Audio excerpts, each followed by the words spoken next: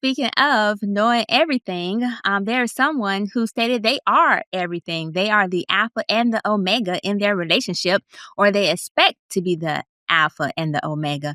And this comes from a viral clip with Dr. Brian and Trina, where Trina was basically saying that as the partner, as the wife, she expects her husband to see her as his best friend, as his kumbaya, road dog, everything under the sun and everything in between. And so my question to you guys, can you be your partner everything? Is that actually realistic, or are we setting some unhealthy expectations here? If you don't want to have a life at all, you can be your partner's everything. You can do it. If you don't want to be yourself, if you want to completely abdicate all personal self and preferences and desires and ambitions, and yes, you can be your partner's everything. And when they die, good luck finding out who you're supposed to be. But yeah, you can do it. It's exhausting, I think. I wouldn't recommend anybody try to do that. I think that any woman who's asking for that is selfish and insecure. And the reason why I say she's selfish and insecure, because she's going to make him suffer because she cannot give 110%, whatever that means. It's mathematically impossible. So she's going to disappoint him, and she's going to make him be frustrated because she's put him in a box where he can't get out and pursue any other options and ways to make the situation work better and be more equitable. So yeah, shame on her. Boo this woman. Boo her. Boo. Yeah, I think that's entirely too much pressure to put on one person. I mean, I'm not even everything at work. I mean, would you like that? Sound like it would suck, you know?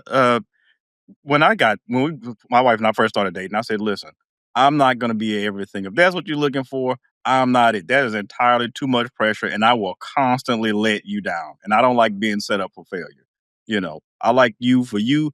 Do what you like to do your thing, and then let's involve each other in what we like. But I'm not going to. If I'm your entire source of entertainment, when does that leave any me time? I'm just constantly trying to entertain you and placate you and jump through hoops. And you know what? It's okay. Listen, I'm really into Star Trek. My wife does not know which Enterprise they're on now, who's the captain, none of that shit. And it's a big disappointment, and I feel some kind of way about it. But you know what? It's okay because that's my thing. And she has her thing.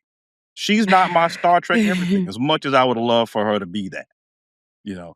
And it's too much pressure. I'm not going to put that on her. I'm going to let her do her thing.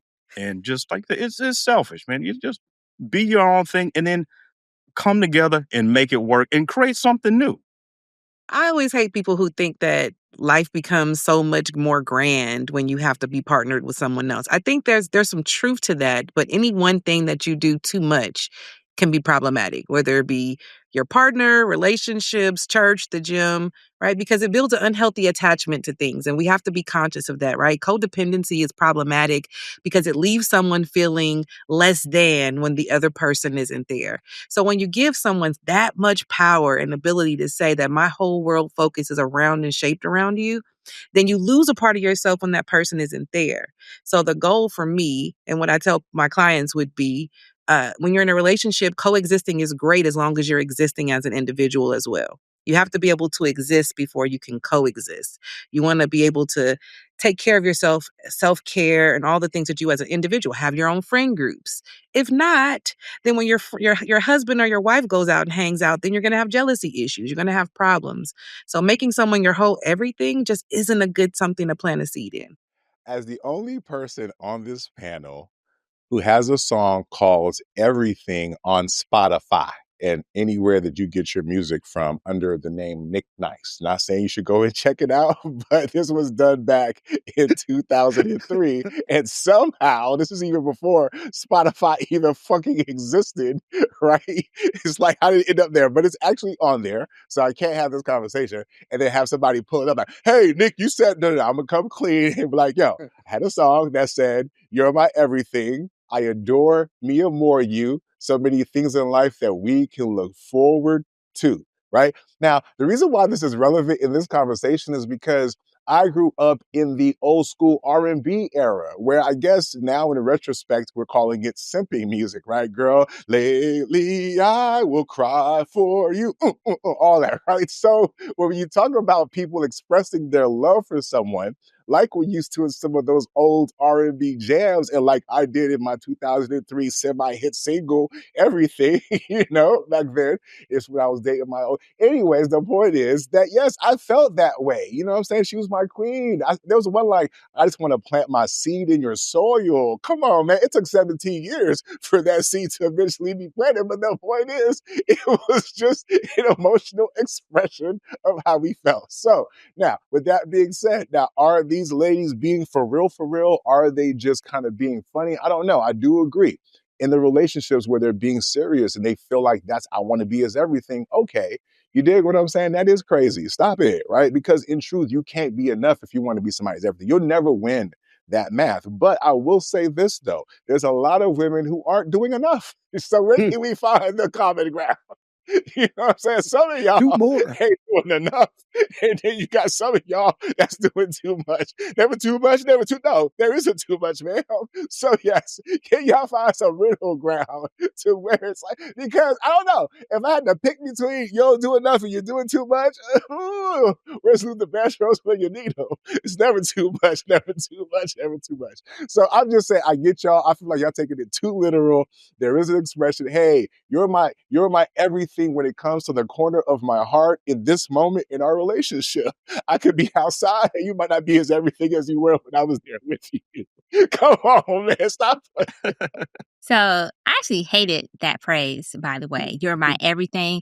I hated hearing it. I hated reading it because it didn't make sense to me. So how can someone be your everything when you're basically asking that person to not, you're basically diminishing yourself, right? To be that person, everything, to represent that everything to me. And so I feel that it is unrealistic because at the end of the day, it's an unhealthy boundary and it is rooted in insecurities to me. And I say this because when I initially got married a long, long, long time ago, that was a phrase that was used and I had to understand it because I didn't understand the phrase. Like I knew what it meant holistically. I understood what it was supposed to represent, but I didn't see how we can apply it to our relationship because I had my friends, he had his friends, I had my interests, he had his interests, and none of that and some of it didn't actually align. And so am I supposed to sit there while you play Madden because I'm your everything? So I'm going to root there, sit there and root for you, or am I going to go do my own thing while you play Madden, right? And so just like I love anime. Is he gonna sit here and watch some anime with me? Hell no. Because he don't even understand why I like anime. so so it's one of those situations where you can't be somebody everything because your interests don't align. And if you act like your interests align to that 100% where everything, then you're literally just a mimic. You're literally just a shadow. And to Jay's point, then who are you if that person is no longer with you? And then you have to go through this whole mission of finding yourself. And I just think that's somewhat creepy to me where you want to be the person alpha and their omega, their beginning and their end and everything in between. I just think that's creepy because who the hell are you and where the hell is your life? And if you don't have a life, then I suggest you go get a life because when that person decides that you ain't his everything, then he gonna leave you and you're gonna be sitting there crying because you was like, but I was his everything. I thought I was his everything. And so I'm just gonna say hard pass on the everything. And I think that for her to go through a list, because she also just talked about being even his daddy. And so, maybe happy Mother's Day to her too, because maybe that's his mama too at this point, because if she's everything, that means she's trying to fulfill all the roles that exist in a relationship. You know how back in the day, and I'll land here, they used to say for women in particular, you have your best friend, but then you have a male gay best friend sometimes because that male gay best friend, and then you have, well, you know what? I take that back. It actually wasn't best friend. It was gay male friend, followed by the dude you effing, followed by the dude you eating and gaming for money and so forth, because one guy could not be your everything. I'm not encouraging that in any shape, way, or form, but I just noticed that if you couldn't find that in your relationship, then how the hell you expect to be the same thing for this dude? So I don't know. I mean, listen, I think you guys make some great points, right? And those are certainly red flags. But before I'll go segue to the next story. I just wanted to say this real quickly. Like, I won't do that. Most of y'all won't do it. But if somebody else wants to do it, you know what I'm saying? That could be kind of attractive a little bit. That's not my business. If you want to dedicate your life to me, all right, cool. I ain't making no Stalker. promises. I'm just saying, like, I don't know. Until you can't go to the store and she Man. calling you 36 times, leaving you 12 voice messages mean- and sending I a mean, smoke signal up that's a looking little for your extreme, ass. but but long I'm in the just bathroom. saying. I'm just saying. If you want to go to the store with me, So you spent too long in the bathroom. What are you right, doing? right. So maybe that's a red flag.